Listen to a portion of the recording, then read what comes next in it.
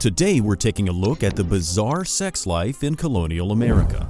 While we often think of the colonial period as a time of strict religious beliefs and puritanical values, the reality is far more complex. So buckle up as we explore the unusual and sometimes shocking practices of our ancestors. In colonial America, people often have the misconception that premarital relationships were a rare occurrence due to the highly religious and puritanical values of the time. However, this is far from the truth, as premarital relationships were not only more common than many might think, but it was even encouraged through a practice known as bundling. Bundling was a courting custom that originated in the early colonial period, and it continued throughout the 18th and early 19th centuries. It involved a young couple who were courting or engaged to be married, and they shared a bed together for the night. The couple would be fully clothed, and a barrier, such as a wooden board or a bundling sack, would be placed between them.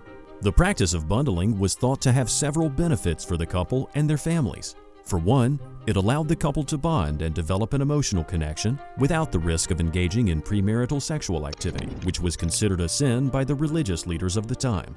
Bundling also provided the families of the couple with some assurance that their children were spending time together in a supervised and controlled environment.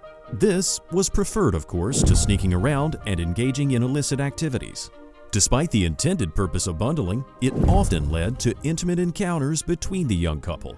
The barriers between the couple were not always effective in preventing physical contact. These intimate encounters would sometimes result in pregnancies before marriage, which was a major concern for the families involved. In cases like this, the couple would often be pressured to marry quickly to legitimize the child and avoid the social stigma associated with an out-of-wedlock pregnancy. The prevalence of premarital relationships and the practice of bundling in colonial America demonstrates the complex and sometimes contradictory attitudes towards sexuality during this period. On the one hand, the religious leaders and moral authorities of the time preached abstinence and the sanctity of marriage, condemning any form of sexual activity outside of wedlock. But on the other hand, bundling was a widely accepted and even encouraged practice, which often led to the very situations it was meant to prevent. As time went on, the practice of bundling began to decline in popularity, partly due to the increasing awareness of its ineffectiveness in preventing premarital sexual activity. However, even as bundling faded from the cultural landscape, premarital relationships continued to be a common occurrence in colonial America. This suggests that despite the strict religious and moral values of the time, the reality of human relationships and sexuality was far more nuanced and intricate than many might assume. Although premarital relationships were relatively common in colonial America, the society of that time had strict laws and severe punishments for those who engaged in acts of sexual deviance. These punishments were rooted in the strong religious beliefs of the time, with moral transgressions often met with harsh consequences. This was done to maintain social order and deter others from engaging in such behavior. Adultery, for instance, was considered a grave sin and a serious crime in colonial America. Those found guilty of committing adultery could face various forms of punishment, depending on the severity of the offense and the discretion of the local authorities. In some cases, adulterers were subject to public humiliation, such as being whipped in front of the community or forced to wear a letter A on their clothing. This practice was famously depicted in Nathaniel Hawthorne's classic novel, The Scarlet Letter. The novel provides a stark depiction of the social stigma and consequences faced by those accused of adultery in colonial society. In addition to adultery, acts of homosexuality were also harshly punished in colonial America. Homosexuality was viewed as a crime against nature and a violation of religious and moral principles.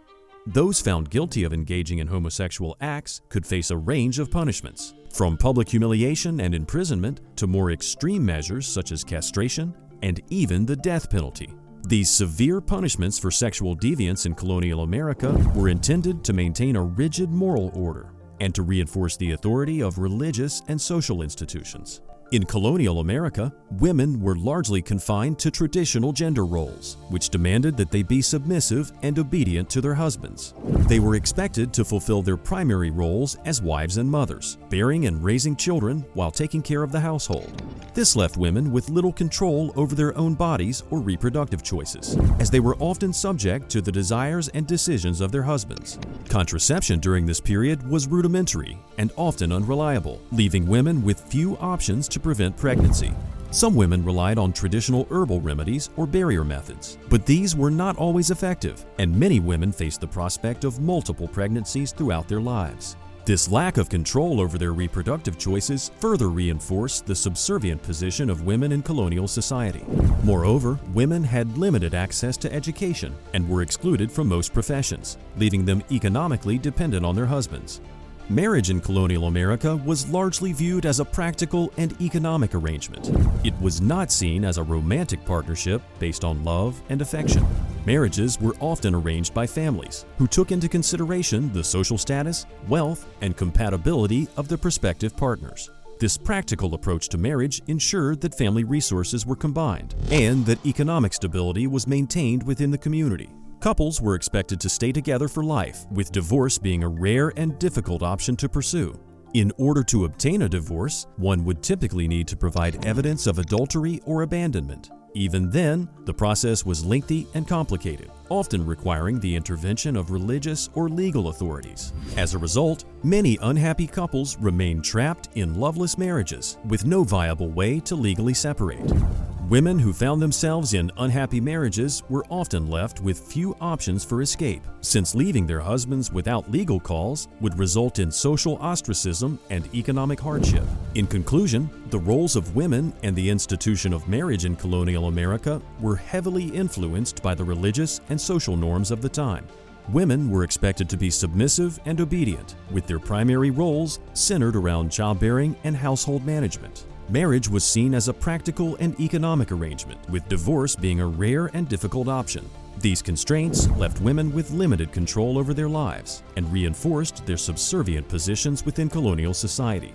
One of the most disturbing practices in colonial America was the Act of Sowing Tears, in which men would engage in extramarital affairs and then boast about their conquests. This practice was seen as a way for men to assert their dominance and control over women. In some cases, men even competed with one another to see who could seduce the most women. The bizarre sex life in colonial America offers a fascinating and disturbing glimpse into a society, one that was riddled with contradictions and unsettling practices.